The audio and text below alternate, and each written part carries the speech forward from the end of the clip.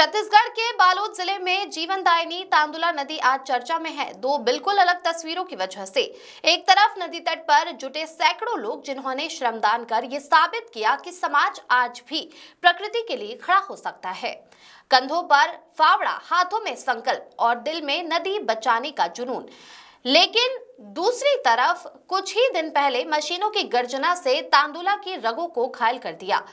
Chain mountain मशीनों से की गई ये सफाई न तो वैज्ञानिक न ही कानूनी प्रक्रिया के तहत सुप्रीम कोर्ट के आदेशों की अनदेखी कर किए गए इस काम ने नदी के प्राकृतिक संतुलन को चुनौती दे दी है। सवाल ये उठता है, जब समाज श्रमदान से जागरूकता फैला रहा था तो उसी समय प्रशासन की मशीनें क्यों विनाश बो रही थी? क्या ये विरोधाभास प्रशासनिक नीति की कमी है या नियत में खोट? तांदुला के सवाल पर आज जनता का जनमत साफ है। नदी संरक्षण केवल आयोजन से नहीं बल्कि संवेदनशील और ईमानदार फैसलों से होगा। अंत में तांदुला की पुकार यही है, उसे बचाने की कोशिशें समग्र हो, प्रतिष्ठा के लिए नहीं, जीवन के लिए। केपी चंद्राकर की रिपोर्ट।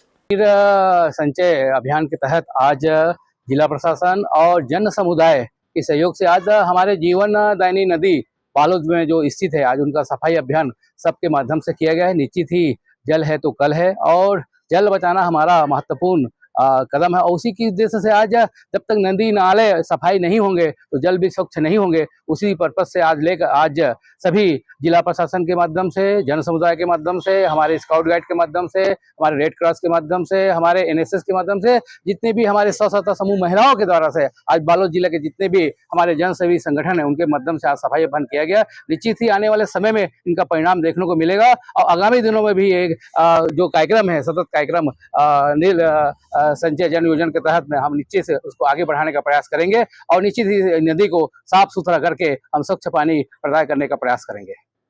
में नदी नाले में इतनी ज्यादा गंदगी हो गई है कि जब सभी प्लास्टिक वगैरह सब उसी नदी नाले में बहाया जा रहा है, जिससे जल प्रदूषण बहुत ज्यादा बढ़ रहा है। और इस जल प्रदूषण को रोकने के लिए हम सबको कदम उठाना चाहिए, आगे आना चाहिए और सफाई वगैरह पर ध्यान देना चाहिए। खासकर जो हम नदी नाले में कुछ भी चीज बहाते हैं, जैसे पूजा सामग्री हो गया और कुछ भी चीज हो गया जिसको हम नदी में ही अक्सर करके बहाते हैं, उस चीज को रोकना चाहिए।